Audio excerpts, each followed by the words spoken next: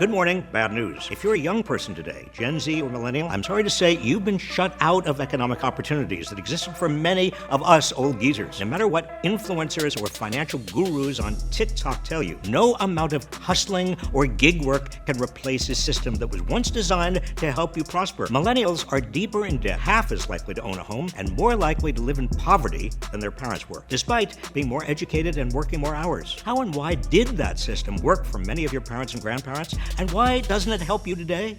This is the way to further growth and advancement. This is the way to greater opportunity and better living for all of us. This is the key to an ever stronger American economy. I'm Robert Reich, here for Good Morning Bad News. And let's talk about how in your lifetime, healthcare, housing, and education expenses have soared while wage growth has stagnated. The federal minimum wage has fallen from being a living wage to a starvation wage. And if these weren't enough, 2 global recessions and a pandemic have likely stunted your career at critical milestones. Let's follow the life of people born in, say, 1957. Americans want their own homes today and some ground around them and all the modern conveniences. Result?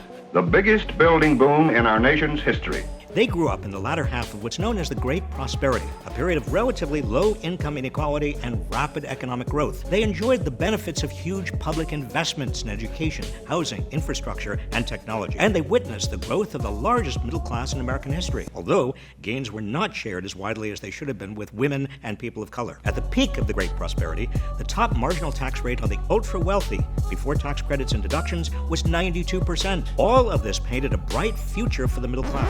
But then something happened. Well, the time has come. You've seen the map. We've looked at the figures, and NBC News now makes its projection for the presidency. Reagan is our projected winner. And I don't believe the American people are frightened by what lies ahead.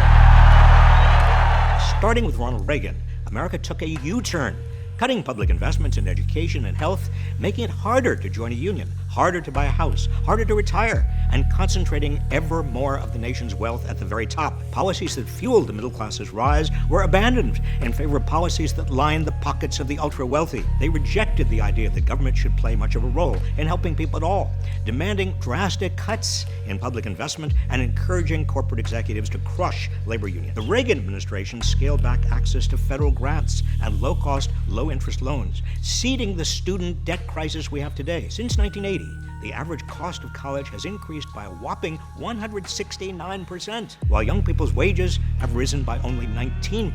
Someone born in 1957 could also afford a house. More than half of all boomers owned their homes by the time they were 30. Today, only 42% of 30-year-old millennials are homeowners, and 1 in 5 millennials has given up entirely on the idea. Boomers also typically had company pensions, with a guaranteed amount paid out each month after retirement. Millennials are lucky to have do-it-yourself pension plans that depend on how much they save and what the stock market does. Those born in 1957 reached retirement age this year. The more fortunate have seen their retirement accounts, investments, and real estate soar in value. Okay, Boomer, you were lucky to be born when you were, but it wasn't just luck. The difference between the lives of the typical Boomer and the typical Millennial or Gen Z is largely political. America made a series of choices that shafted average working people and shrunk the middle class. Those choices can be reversed. They must be. Thanks for watching Good Morning Bad News. I'm Robert Reich, and you can find me on TikTok at RBReich. If you want to see our sources for this episode, you can find them on the Good Morning Bad News Patreon, 100% for free.